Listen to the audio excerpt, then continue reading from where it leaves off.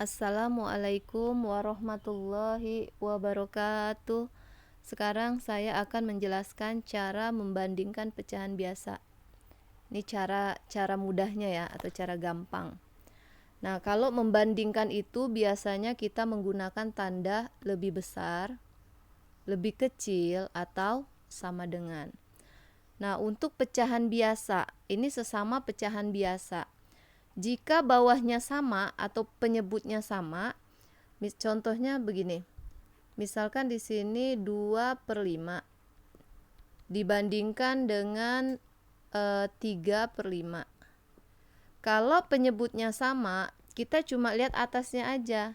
Mana yang lebih besar? 3 kan? Berarti 3 dimakan. Nih, ini bacanya 2/5 itu lebih kecil dari 3/5. Nah, gimana kalau atasnya yang sama? Misalkan 3/7 dibandingkan dengan 3/5.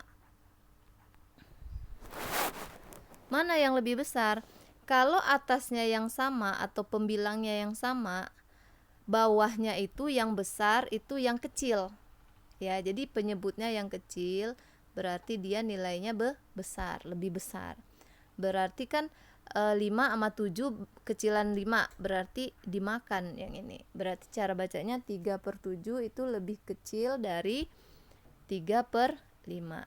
Nah, gimana kalau penyebut dan pembilangnya berbeda? Nah, cara gampangnya, kalau contohnya 3/7 kita bandingkan dengan 2/5. Cara membandingkannya kita dengan kali silang. 3 dikali dengan 5. Di sini 15. 2 dikali 7, 14. Nah, besaran mana? Besaran 15 kan? Berarti dimakan yang ini. Nah, ini bacanya 3/7 lebih besar dari 2/5. Nah, sekarang untuk yang pecahan desimal. Kalau pecahan desimal, cara membandingkannya, contohnya begini. 2,35 dibandingkan dengan 2,5. Cara membandingkan pecahan desimal, pertama kita lihat dulu yang di depan koma. Ini 2 sama. Kemudian ini yang di belakangnya, ini 3, ini 5. Berarti besaran ini. Besaran 2,5, berarti dimakan 2,5-nya. Jadi bacanya 2,35 lebih kecil dari 2,5 ya. Nah, contoh yang lain, misalkan 1,57 kita bandingkan dengan 1,3. Sama seperti tadi, pertama kita yang paling depan dulu, 1 dengan 1 berarti sama. Terus yang di belakang koma, 5 sama 3, berarti besaran 5, berarti udah kita makan yang besar. Berarti 1,57 itu lebih besar daripada 1,3 ya. Itu untuk pecahan desimal.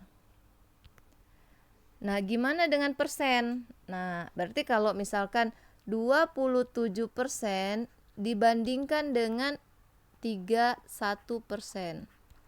Nah, kita lihat angka seperti biasa ya. 27 dengan 31 besaran 31, berarti dimakan 31. Jadi bacanya 27% lebih kecil dari 31%. Itu gampang ya.